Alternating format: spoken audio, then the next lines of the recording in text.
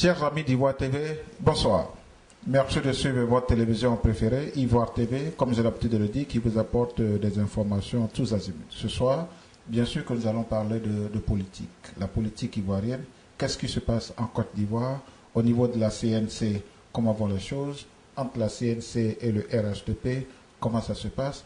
Et je n'ai pas trouvé mieux ce soir que d'inviter M. Emmanuel Katina, qui va se présenter. C'est l'un des leaders, jeunes leaders, ici au niveau de New York. Nous allons discuter avec lui de la politique ivoirienne. Monsieur Emmanuel Katina, bonsoir. Bonsoir, Germain. Voilà, et comme je le disais tout à l'heure, vous allez vous présenter, ce que vous êtes un jeune bouillant ici au niveau de New York. Est-ce que vous pouvez vous présenter, s'il vous plaît? Merci. Je suis Emmanuel Katina. Je suis militant du PDCI-RDA. J'ai été secrétaire de section et coordonnateur communal adjoint de la JPDCI au niveau de Cocody, au pays. Et en ce moment, je suis délégué général de la CNC États-Unis. Voilà. Merci bien, monsieur Emmanuel Katina. L'actualité, elle est brûlante en Côte d'Ivoire. Vous êtes bien sûr membre de la CNC. Il y a beaucoup de choses qui se passent aujourd'hui. On va commencer d'abord par la CNC. Est-ce que vous pouvez déjà nous donner un aperçu de la vie quotidienne au niveau de la CNC? Quand je dis vie quotidienne, ça veut dire qu'aujourd'hui, pratiquement tout le monde est candidat au niveau de la CNC. Son honorable Kakabe est candidat. Le ministre Konabani est candidat aux élections présidentielles. Donc, à votre niveau, comment comptez-vous aller aux élections? Est-ce que ça serait peut-être au départ en rang dispersé pour faire la cohésion après, la fusion après? Est-ce que vous pouvez nous expliquer un peu au niveau de la CNC, quelle est la stratégie que vous avez mise en place, bien sûr, pour les élections à venir? Bien sûr. Permettez-moi d'abord de présenter brièvement la CNC, parce que cela peut paraître évident, mais beaucoup d'Ivoiriens encore ne maîtrisent pas les objectifs même de la CNC. Alors la CNC, qui est la Coalition nationale pour le changement, est une coalition de partis politiques dont l'objectif est de travailler à la mise en place de conditions équitables, transparentes, justes et sécurisées des élections d'octobre 2015. Alors à ce niveau, vous avez dit que pratiquement tout le monde est candidat au niveau de la CNC. Nous avons pour le moment, je crois, 6 candidats sur 12 signataires au départ. Je crois que maintenant, au jour d'aujourd'hui, nous sommes à 19 signataires de la charte. Et donc, non, tout le monde n'est pas candidat.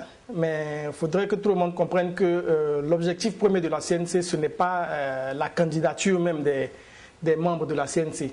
C'est la mise en place des conditions idoines pour que les élections d'octobre 2015 ne soient pas un remake des élections d'octobre 2010 en termes de morts et de troubles. Donc voilà un peu. Et comment est-ce que la CNC fonctionne? La CNC fonctionne très bien. La CNC fonctionne très bien. C'est vrai qu'il y a quelques petits couacs qui sont amplifiés par la presse de l'autre côté. Il faut que chacun comprenne que la CNC est comme un bébé qui a quelques petits balbutiements à ses départs. Mais la CNC fonctionne très bien. Les choses se règlent au fur et à mesure. Et maintenant, aujourd'hui, nous avons un président au niveau de la CNC pour recadrer un peu les choses et permettre à la CNC d'avancer de manière plus consensuelle. Alors, vous disiez tout à l'heure que vous avez un président qui est le ministre Konabani. Bien sûr. Alors, est-ce que vous allez faire, je dirais, bloc autour de ce président pour aller aux élections à venir? Ou bien est-ce qu'il faut-il aller, comme je le disais tout à l'heure, en rang dispersé et puis il faut faire bloc après? Pour le moment, la candidature unique n'est pas à l'ordre du jour au niveau de la CNC. Le président Konabani était aujourd'hui à Bouaké et il a demandé cette candidature unique. Oui, bien sûr. Il n'y a pas que le président Bani, il n'y a pas que le Premier ministre Bani, il y a aussi bon nombre d'Ivoiriens qui souhaitent cette candidature unique. Et le fait de dire que la candidature unique n'est pas à l'ordre du jour ne signifie pas qu'on n'aura pas de candidat unique. Ce n'est juste pas à l'ordre du jour. Pour le moment, il faut créer les conditions. Vous avez même certains membres de la CNC qui ne veulent même pas entendre parler d'élections. Il faut respecter aussi cette position-là. Mais si les conditions ont pu être créées et qu'on a tous la garantie que ces élections seront sécurisées, bon, on pourra parler en ce moment-là d'abord d'élections et ensuite de candidature unique ou pas. Et pour le moment, ce n'est pas à l'ordre du jour. Alors, monsieur Ouattara Nyonzié, dernièrement, aussi encore à Bouaké, c'est le président du Rassemblement pour la paix, a demandé que les élections soient reportées pour 2019. Au niveau de la CNC, quelle est votre opinion là-dessus? Bon, il faut peut-être savoir quels sont les fondements pour reporter les élections jusqu'à 2019. Effectivement, on entend parler de transition. Je voudrais vous arrêter et je voudrais citer, il a dit exactement, il faut reporter les élections pour extirper de la Constitution tout ce qui est confligène, pour éviter le scénario de 2010. C'est sur cette base-là que M. Ouattara Nyonzié a demandé que les élections soient reportées pour 2019, et non seulement au niveau de la CNC, partant même de la constitution de cette structure, vous avez demandé la révision et la reconstitution du Conseil de la Commission électorale indépendante, chose qui n'est pas faite. Effectivement, la date qu'il a proposée de 2019, comme je l'ai dit, il faut pouvoir voir quels sont les fondements qui lui ont permis de proposer cette date-là. Mais il est presque sûr que nous irons à une transition. Il est presque sûr parce que la CNC a tiré la sonnette d'alarme depuis quelques mois déjà. Si M. Ouattara avait accepté de s'asseoir à la table de la discussion avec les leaders de la CNC, très probablement que nous aurions pu respecter le calendrier électoral. Mais vous voyez qu'il est presque sûr que ce calendrier électoral ne sera pas respecté et qu'on sera obligé de reporter les élections. Ce n'est pas notre souhait au niveau de la CNC, mais si nous n'avons pas d'autres options, évidemment, nous serons obligés d'y réfléchir. Et il y a une option qui est celle de la transition. Parce que dire simplement tout de go reporter les élections en 2019 signifie donner 4 ans de plus à Ouattara. Mais le président Ouattara a dit dernièrement à Séguéla, il y a juste quelques jours, qu'il n'y aura pas de transition. Mais il peut dire ce qu'il peut dire. Vous savez que M. Ouattara est frileux. Donc il pense peut-être qu'en posant un pas aussi catégorique, il pense peut-être rassurer lui-même ses sympathisants et effrayer certaines personnes de l'autre côté. Mais il sait très bien qu'au niveau de la CNC, personne ne fléchira devant cette hérésie. On ne peut pas dire qu'il n'y aura pas de transition en ce moment, puisque c'est clair. Premièrement, M. Ouattara lui-même, son éligibilité est remise en cause. Il n'est pas éligible. Donc, nous attendons de voir la gymnastique qu'il va opérer pour se rendre éligible. C'est vous qui le dites, parce que nous sommes déjà à quelques mois des élections, et le président Ouattara est sur le terrain, il occupe le terrain. Non, mais c'est ce que vous pensez. Pendant ce temps, on ne sait pas qu'est-ce que vous attendez pour occuper le terrain. Il occupe le terrain. On voit la masse qui sort aujourd'hui partout, le président Alassane passe. Ah non, là, bon, il ne faut pas qu'on aborde plusieurs sujets en même temps. Concernant l'occupation du terrain, effectivement, nous avons la volonté de le faire. C'est vrai que nous ne pouvons pas le faire comme il le fait parce qu'effectivement, chaque fois qu'il y a des projets, des organisations qui se mettent en place, ils trouvent le moyen de les mater, d'éviter que cela ait lieu. Et donc, nous sommes obligés d'être prudents. Parce que nous ne voulons pas mettre nos militants et nos sympathisants et les Ivoiriens à la merci de l'armée de M. Ouattara. À quel niveau jouez-vous la prudence? Ben, c'est-à-dire que, par exemple, une manifestation s'organise, se prépare, et à tous les niveaux. Et nous ne voulons pas... vous avez vu que certains meetings ou certaines marches qui avaient été projetées par certains amis proches de la CNC ou même à l'intérieur de la CNC n'ont pu avoir lieu. Parce que justement, nous sommes obligés d'être prudents. Les Ivoiriens ont assez souffert de la crise d'octobre 2010 et nous ne sommes pas prêts à voir nos frères Ivoiriens encore assassinés comme ça de façon aussi facile par M. Ouattara. Donc nous voulons mettre toutes les chances de notre côté pour que lorsque nous organisons une manifestation, que les objectifs soient atteints et qu'aucun de nos militants ne soit touché, qu'on n'enregistre aucune mortalité, aucune victime. Donc ça aussi c'est le cas. Malheureusement, M. Ouattara, qui, comme je l'ai dit tout à l'heure, est très frileux, il sait que nos manifestations ne l'arrangeraient pas. Et donc il trouve les moyens de nous empêcher de nous exprimer comme nous le voulons. Monsieur Katina, vous dites que le président Ouattara vous empêche de vous exprimer. Nous sommes juste à quelques semaines, je dirais, des élections à venir en Côte d'Ivoire. Oui. On n'a pas vu vraiment un grand débat, on n'a pas vu de grande gymnastique, au niveau de la CNC. Alors, comment comptez-vous gagner les élections à venir? Est-ce que la CNC mise à place aujourd'hui est prête pour les élections à venir, qui vont se passer juste dans quelques semaines? Ou bien est-ce que vous comptez redorer vos blasons pour les élections de 2020? Quelle est la position actuelle aujourd'hui de la CNC par rapport au RHDP? Je vais vous donner deux exemples. Le premier exemple, le député Kakabe avait été invité par les jeunes patriotes à faire un meeting à Yopougon. Je crois que c'était dans le mois de mai. Ce meeting était prévu pour, je crois, 10h ou 11h. À 6h du matin, la police ou la gendarmerie était sur les lieux. Ils ont empêché que le meeting ait lieu. Il y avait un autre meeting qui était prévu à l'intérieur, je crois, à Gagnoa ou, je ne sais pas, dans le centre-ouest. Même scénario.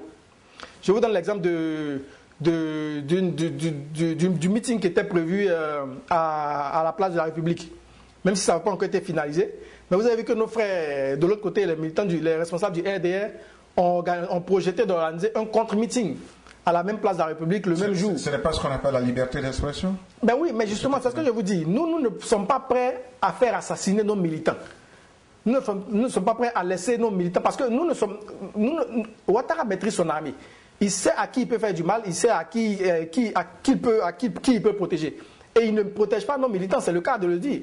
Et donc, c'est des choses qui se préparent. Monsieur Katina, oui. Le député Kakabe a eu un meeting il y a juste quelques jours à Ouélé.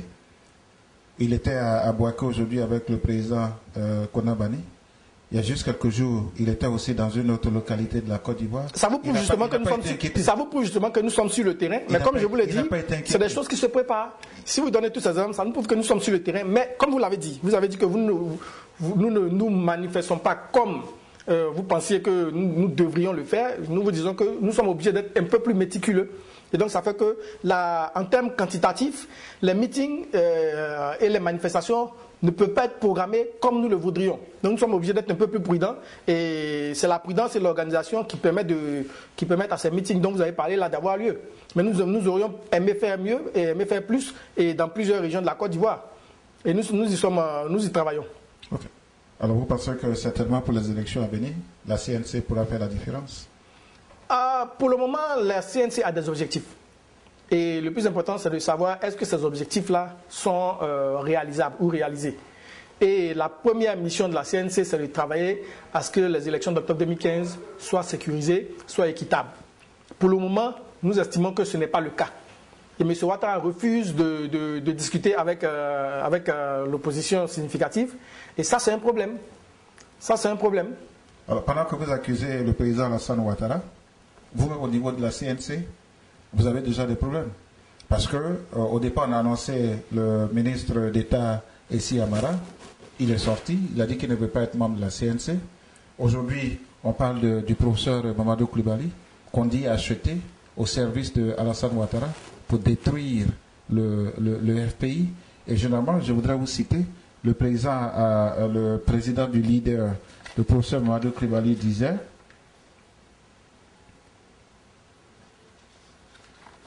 permettez que je me retrouve dans mes...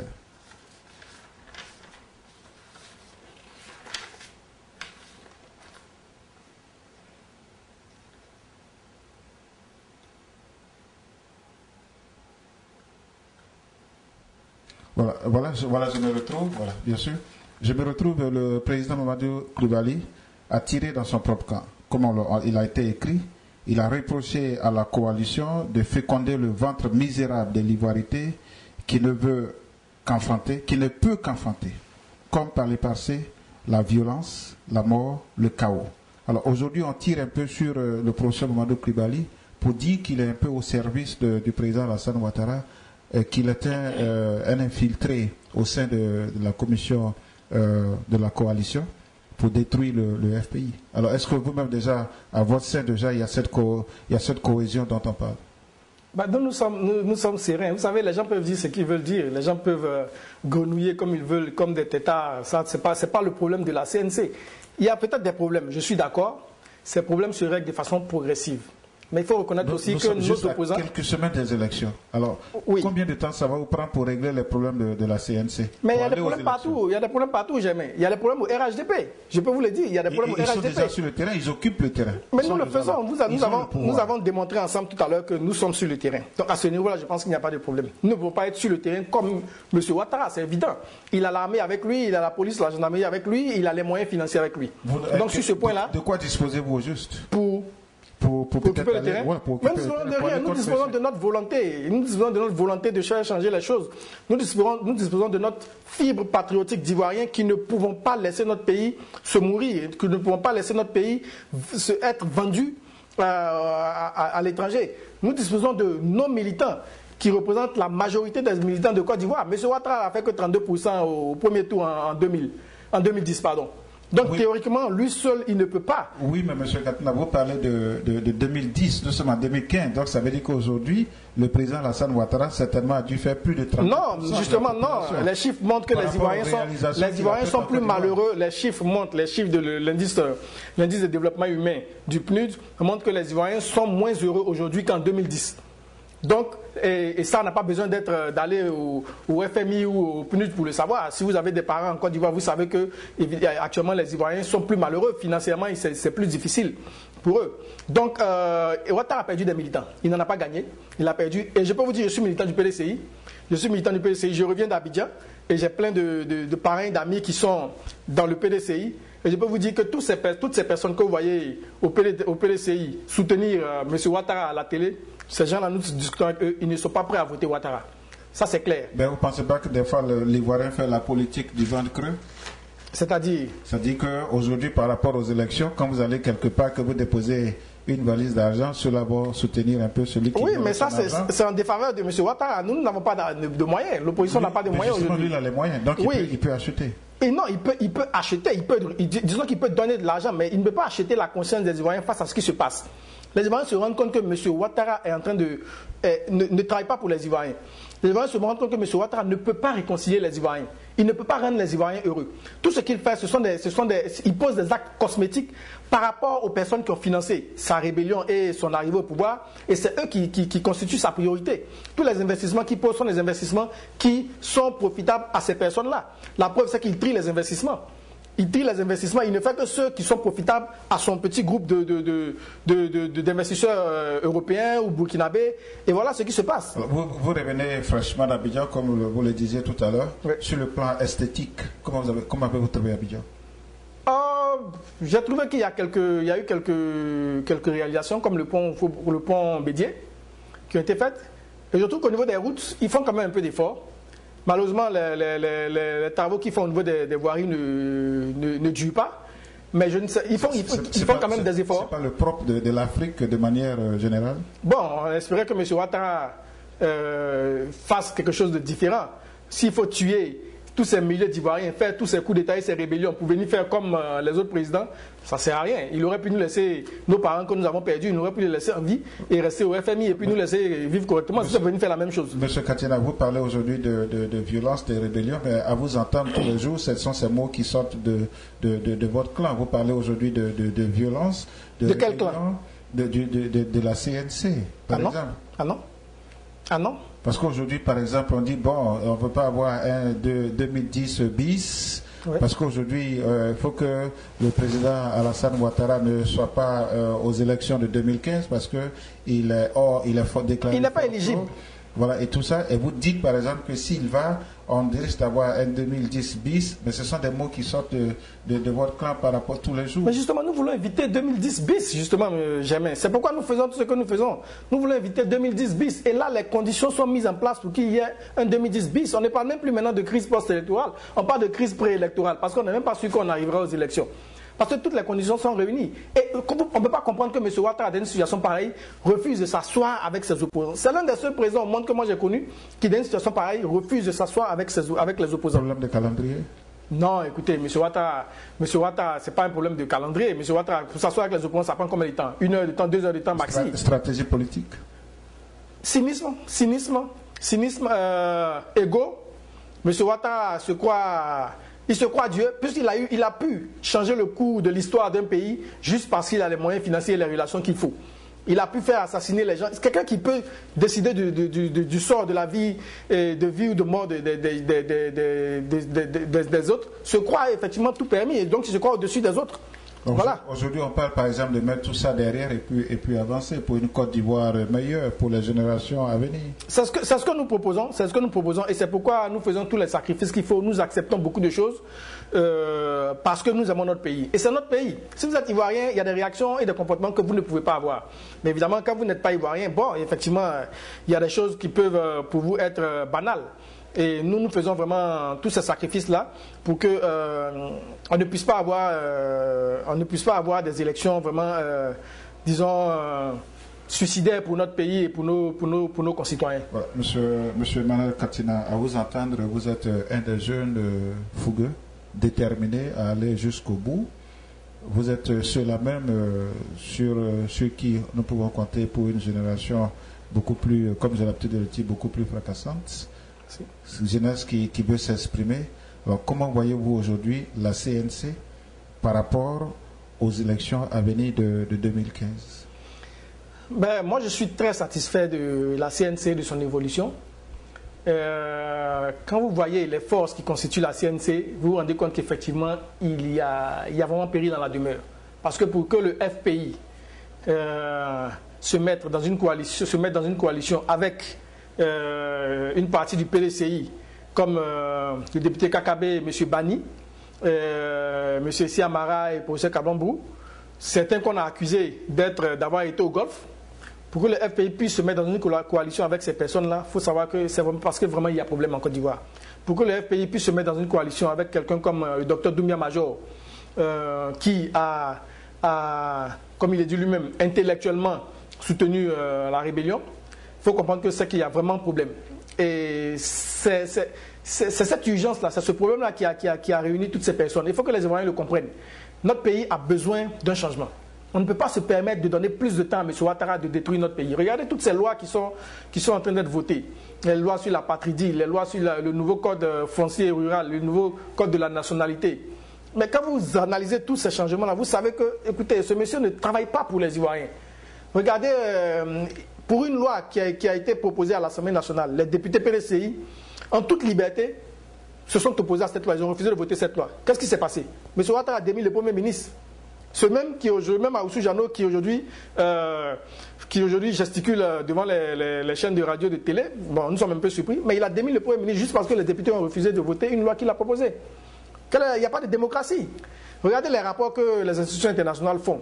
Le FIDH, je crois qu'on dit la FIDH, je ne sais pas la fédération, la FIDH, le MIDH et la LIDO ont produit un rapport commun qui dénonce l'injustice, qui dénonce le protectionnisme dont bénéficient certains supposés coupables ou peut-être responsables des crimes à l'Ouest. Et malgré tous ces rapports-là, M. Ouattara ne considère pas cela. Il met une partie de la Côte d'Ivoire en prison et il laisse l'autre. Il donne pas la force qu'il faut à la réconciliation parce que ce n'est pas sa priorité. Il y a besoin qu'on change quelque chose. Et moi, je suis satisfait de la manière dont la CNC évolue. Et je suis convaincu que nous irons jusqu'à la réalisation de nos objectifs. Alors, monsieur Manel Katina, on accuse aujourd'hui la CNC de faire de la politique d'opportunisme. Ah bon? C'est-à-dire? C'est-à-dire que vous profitez aujourd'hui des situations actuelles pour certainement vous faire valoir et prétendre être diriger la Côte d'Ivoire de demain. Bon, c'est pas compliqué. Il suffit d'analyser parce que souvent les Ivoiriens aussi se laissent influencer par des paroles qui sortent en l'air comme ça. Il suffit d'analyser un peu ce genre de paroles. Prenons l'exemple de quelqu'un comme Kakabe, jeune, 45 ans aujourd'hui, député à l'Assemblée nationale, créateur du RHDP, membre fondateur du RHDP, parce que le RHDP a été fondé grâce à Kakabe et à le responsable de la jeunesse de l'UDPCI, j'oublie déjà son nom, qui ont créé le RJDP, qui a contribué plus tard au RHDP. M. Kakabe pouvait se contenter de ce poste de député et d'un poste qu'il aurait pu avoir peut-être en supplément de cela, conseiller quelque part dans un ministère et tout, et puis se taire. C'est largement suffisant pour un jeune de sa trempe. Mais il a fait le sacrifice de ce poste-là, parce que ce poste-là est menacé aujourd'hui parce qu'il a voulu dire la vérité. Il a fait ce sacrifice-là parce qu'il estimait que ce qui se passait n'était pas juste. Donc on ne peut pas parler d'opportunisme, au contraire. Au contraire, regardez les risques que ces personnes prennent sur leur vie. Vous savez aujourd'hui que c'est ce qui se passe en Côte d'Ivoire. On ne peut pas parler d'opportunisme. Ce sont des personnes qui se sont rendues compte qu'il fallait qu'elles se lèvent pour protéger leur pays, pour protéger leurs compatriotes. Et donc je pense que c'est tout. On ne peut pas parler d'opportunisme. Les opportunistes, jamais, sont de l'autre côté. Les opportunistes sont ces personnes qui créent les associations, les clubs de soutien à M. Ouattara. Les opportunistes sont les militants du PDCI qui se permettent d'accepter que M. Bédié veuille faire disparaître le PDCI-RDA au profit du PDCI-RDR. Les opportunistes sont ceux qui savent très bien qu'il n'y aura pas d'alternance en 2020. Ils savent très bien qu'il n'y aura pas d'alternance en 2020. Mais ceux qui font seulement de soutenir cela, ce sont eux les opportunistes. On reproche à Kakabe le fait qu'il est aigri et qu'il a construit en lui une certaine haine pour le pouvoir en place parce qu'il n'a pas eu de nomination en dehors de son titre de député. Et c'est pour ça que Kakabe fait aujourd'hui le tour du monde. Alors vous, votre position là-dessus? Vous savez, il y a des gens qui portent pas leur analyse très loin, qui sont un peu carrés, figés dans leur manière de juger les gens. Il ne faut pas qu'on s'enferme dans ce genre de dogmatismes qui sont rétrogrades. On ne peut pas dire cela de M. Kakabe. Aigri, ça veut dire quoi? Qu'est-ce que ça veut dire aigri? Parce que Kakabe est député. Il avait tout le temps devant lui. Il est député, il est membre du bureau politique du PDCI, membre du RAGP, il pouvait bénéficier d'autres faveurs. Il n'a pas besoin d'être forcément ministre. Il n'a jamais eu de nomination. Oui, mais la nomination, ce n'est pas ça l'essence du combat politique d'un homme politique. Vous n'êtes pas obligé d'être nominé ou bien d'être nommé. M. Ouattara a eu combien de nominations avant d'être président de la Côte d'Ivoire, pas son poste de Premier ministre en Côte d'Ivoire. Bon, il n'y a pas que ça. Et puis Kakabe est jeune. Mais Kakabe, pour ceux qui le connaissent, ils savent que c'est quelqu'un qui dit ce qu'il pense. Il ne peut pas se permettre de se taire en face d'une injustice, en face d'une mort programmée du PDCI-RDA. Le PDCI-RDA, c'est sa vie. Et pour des personnes comme nous, qui avons compris ce combat-là, nous ne pouvons que le soutenir. Alors, monsieur Emmanuel Katina, le président dernièrement à Séguéla a déclaré qu'en 2020, il va laisser la Côte d'Ivoire aux Ivoiriens. Qui déclare ça? Le président Alassane Ouattara. Ah oui, ok. Je ne suis pas surpris, oui. Oui, il a dit qu'en 2020, il laisserait la Côte d'Ivoire aux Ivoiriens. Alors, au niveau de la CNC, il n'y a pas de problème. Sauf que nous, on veut qu'il laisse la Côte d'Ivoire aux Ivoiriens en 2015. Nous, on ne veut pas attendre jusqu'à 2020. Vous savez, quand vous avez votre pied sur la braise et qu'on vous maintient le pied sur la braise et qu'en même temps vous empêche de crier, c'est difficile. C'est difficile et c'est ce que M. Ouattara est en train de nous faire. Nous ne pouvons pas accepter cela. Nous ne pouvons pas accepter cela. Nous ne pouvons pas accepter sa gestion calamiteuse de notre pays. Nous ne pouvons pas accepter de voir notre pays en train de s'entre-déchirer. Nous ne pouvons pas lui permettre d'aller jusqu'en 2020. Ce n'est pas possible, c'est une utopie, ce n'est même pas possible. Ce n'est même pas possible. Mais au cas où. Je n'envisage même pas cette. Mais au cas où. Je n'envisage même pas cette option. Ce n'est pas possible que M. Ouattara reste jusqu'à 2020. Ce n'est pas possible. Mais au cas où. Mais au cas où, il n'y aura même pas de cas où parce que ce n'est pas possible, monsieur Germain. Ce n'est pas possible. Dieu ne permettra pas cela à la Côte d'Ivoire. Ce n'est pas possible. Donc vous pensez que... Et d'ailleurs, avant d'arriver même à cela, il n'est pas éligible. Donc cette éventualité-là, comment est-ce qu'elle pourrait être réalisable? Il y a un silence criard de la communauté internationale. Non, oui, justement, vous ne savez pas ce qui se passe et il faut peut-être vous renseigner. Mais il y a beaucoup de révélations qui sortent, de documents qui sortent et qui prouvent qu'effectivement la communauté internationale observe ce qui se passe en Côte d'Ivoire. Et moi-même qui suis représentant de Kakabe aux États-Unis, nous avons fait des démarches pour lui auprès d'hommes politiques américains et de congressistes et de congressmen. Et je peux vous dire qu'il y a les choses se passent, il y a des choses qui se passent. Et je pense que bientôt, peut-être, vous aurez l'occasion de le constater. Mais non, la communauté internationale observe. La communauté internationale est consciente d'une chose. C'est que M. Ouattara, en l'état actuel de la Constitution, n'est pas éligible. L'article 35 ne lui permet pas de se présenter à une élection en Côte d'Ivoire. Je vais vous prouver que M. Ouattara n'est pas très honnête en la matière. Lorsque la Constitution de 2000 a été proposée au référendum, M. Ouattara n'a pas eu le courage de dire non. Il a appelé les Ivoiriens à voter oui. Bien qu'il savait que cette constitution ne lui permettait pas d'être candidat, il a même dit « je suis visé, mais je ne suis pas concerné ». Bon, l'article 35 est clair. Il faut être de père et de mère ivoiriens eux-mêmes d'origine. eux-mêmes ivoiriens d'origine, pardon. Il faut être ivoirien de père et de mère, eux-mêmes ivoiriens d'origine. Et il ne faut jamais avoir renoncé, disons, cette prévalence d'une autre nationalité. Bon, la première partie, c'est peut-être mise à débat. Mais la deuxième partie, il n'y a pas de débat. Tous les documents sont là qui prouvent qu'il a utilisé la nationalité burkinabé pour venir aux États-Unis en tant qu'étudiant. Les accords de Marcoussis avaient demandé la révision de cet article 35. Justement, jamais. Mais vous savez pourquoi M. Ouattara n'a pas eu le courage de... Justement, et nous, tout le monde est étonné, tout le monde est surpris. Mais c'est simple. Pourquoi M. Ouattara n'a pas eu le courage de proposer la constitution actuelle à référendum pour une modification? Parce qu'ils ont fait leurs enquêtes et ils savent que ça allait être un échec pour eux. Et un échec de M. Ouattara en cours de mandat sur la révision de la Constitution mettait aux yeux du monde le fait qu'il n'est pas majoritaire. Vous voyez? Parce que sur cette Constitution-là, on ne peut même pas blaguer les militants du PDCI. Vous ne pouvez pas blaguer même les militants du PDCI. Il a dit que non, il faut qu'on change cette Constitution. Sur les élections encore, vous pouvez essayer de tripartiter certaines choses, de corrompre certains cadres avec des postes. Mais les militants, vous ne pouvez pas leur dire de changer cette constitution-là. Donc il s'est rendu compte que ce n'était pas possible. C'est quoi il n'a pas fait. Et maintenant il est en train d'opérer des gymnastiques incroyables. Mais nous le regardons et nous l'attendons, nous le voyons venir. Alors dernièrement, l'honorable député Kakabé a demandé aux Ivoiriens de ne pas suivre l'appel de Daoukro. Est-ce que vous pensez que c'est un appel qui est suivi de la part de Kakabé? Non, l'appel de Kakabé est suivi. L'appel de Daoukro n'est pas suivi. Okay. Et je pense qu'il faut se rendre un peu sur les réseaux sociaux, il faut se rendre un peu à l'intérieur du pays pour constater une chose. Les militants du PDCI ne sont pas pour cet appel. Monsieur Emmanuel Katina, je voudrais vous lire ceci et je voudrais vous demander également quelle est la position de la CNC sur ces faits. Bien sûr. Voilà. Soupçonné de vol de moto, Kwame Ndrinikez a été lynché et brûlé vif le 28 juillet à Lomé, au quartier Avenu. Alors, pourquoi un silence plat et total de la CNC sur cet aspect qui pourrait bien sûr diviser deux peuples? Je ne suis pas bien, monsieur. Parce que Kwame Ndrinikez, il peut être un Ivoirien comme un Togolais. Un Ivoirien confirmé, soupçonné de vol de moto, a été lynché et brûlé vif au Togo. Ok. Effectivement, je pense que... La CNC a vraiment passé l'éponge là-dessus. On n'a pas entendu un des responsables de la CNC condamner le fait. Alors, pourquoi votre opinion là-dessus? Bon, d'emblée, j'ai à dire deux choses. Premièrement, il faut être sûr d'abord qu'aucun responsable de la CNC n'a fait de commentaires là-dessus. Deuxièmement, cette information je peux confirmer qu'aucun responsable de la CNC n'a fait un commentaire là-dessus. Nous sommes au 31 juillet aujourd'hui, au 1er août, pardon, aujourd'hui. Vous parlez d'une affaire qui s'est déroulée le 28 juillet, donc il y a 2 ou 3 jours, au Togo.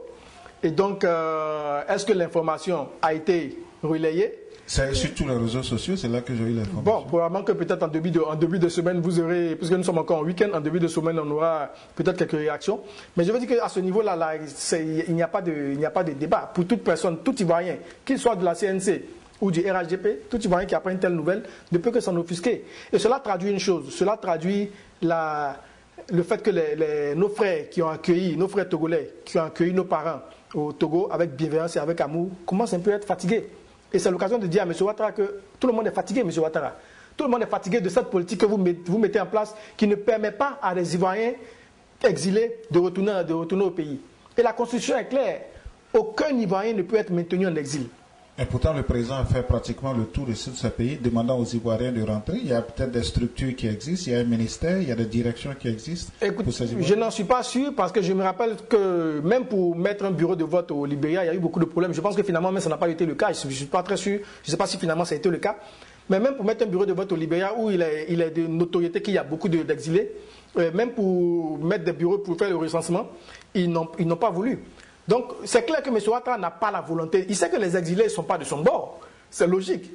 Et donc, tel que nous le connaissons, M. Ouattara n'a pas la volonté de faire revenir ces Ivoiriens-là. Et c'est dommage, parce qu'un Ivoirien ne peut pas permettre de ne pas laisser ses frères dans cette situation. Regardez l'appel qui a été lancé il y a 2 ou 3 ans et qui a permis à un certain nombre de réfugiés de revenir. Mais qu'est-ce qui s'est passé? Beaucoup d'entre eux ont été mis en prison. Vous voyez les responsables du FPI qui sont revenus, qui ont tous été balancés en prison. Donc ça prouve que ce n'est pas... M. Ouattara n'a aucune volonté de réconcilier les Ivoiriens, il n'a aucune volonté de voir revenir les exilés. Il veut continuer comme il le fait actuellement avec sa politique de rattrapage. Et c'est vraiment dommage pour notre pays. Voilà. Chers amis d'Ivoire TV, comme je le disais en introduction, je recevais M. Emmanuel Katina, un des responsables, jeunes responsables vivant bien sûr ici aux États-Unis avec nous. Je le recevais pour parler de la politique ivoirienne, tous azimuts, et bien sûr, comme vous l'avez constaté, il est prêt à casser la baraque. Alors, Monsieur Katina, votre dernier mot? Mon dernier mot, j'aimerais vous dire merci. Merci à Ivoire TV et à vous pour ce travail gigantesque que vous effectuez pour permettre aux Ivoiriens d'être informés et d'avoir des nouvelles de leur communauté ici aux États-Unis et même d'avoir des nouvelles de notre pays. C'est un travail qui est très remarqué. Merci beaucoup pour cela. J'aimerais vraiment dire aux Ivoiriens que la priorité pour nous en tant qu'Ivoiriens, ça doit être la survie de notre pays. Il faut que notre pays demeure en paix. Il faut que notre pays puisse évoluer. Il faut que notre pays puisse évoluer avec tout le monde. Il ne faut pas que notre pays évolue avec une partie des Ivoiriens. Et tout est encore possible, la paix est encore possible, l'entente est encore possible. Il faut qu'à notre niveau, chacun nous y travaillons. À mes frères militants qui sont militants du RDR et du PDCI version appel Daoukro, je pense qu'il est encore possible qu'on puisse s'entendre sur certains points. Il faut que chacun à ce niveau fasse ce qu'il peut, les cadres s'il peut, qu'ils puissent en parler à leur leader. Et il faut vraiment que M. Ouattara accepte de venir discuter avec l'opposition. La CNC aujourd'hui est une opposition significative et nous avons besoin de nous entendre pour notre pays. Voilà. Voilà, comme le disait M. Emmanuel Katina tout à l'heure, la paix pour la Côte d'Ivoire, l'entente pour la Côte d'Ivoire, l'entente bien sûr pour les générations à venir, pour réconsolider une Côte d'Ivoire unique et seule, une et indivisible dans le monde entier. Merci, bonsoir, c'était Jean-Marc Kwasi dans le cadre des grandes interviews. Je recevais ce soir M. Emmanuel Katina. M. Emmanuel Katina, bonjour. Voilà, merci encore une fois de plus d'être venu. Et puis pourquoi pas, le plaisir est toujours pour nous de vous recevoir sur nos plateaux pour discuter des sujets brûlants de la Côte d'Ivoire. Je promets à nos invités, à nos amis auditeurs d'Ivoire TV, qu'on va encore vous recevoir à plusieurs reprises avant les élections à venir. Merci. Voilà, merci. Et bonsoir. Merci, Jean-Marc. Vous l'avez découvert ici. Que vous avez découvert Ivoire TV. Ivoire TV.